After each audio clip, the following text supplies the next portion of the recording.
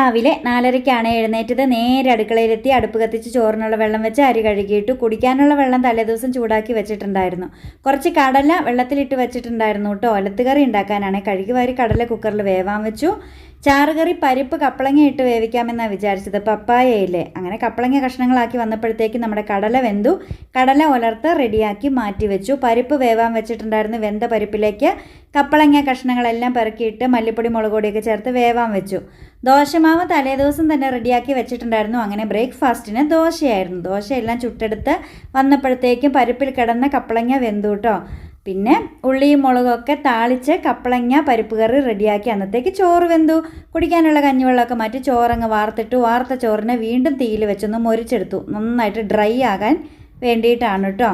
പിന്നെ ഒരു ബുൾസൈ ഉണ്ടാക്കിയിട്ടുണ്ടായിരുന്നു ആൻസുകുട്ടന്. അത് വേണമെന്ന് പറഞ്ഞു. ചായയും ഇട്ടു. ലഞ്ച് ബോക്സും റെഡിയാക്കി ആൻസുകുട്ടന് ബ്രേക്ക്ഫാസ്റ്റും കൊടുത്തു.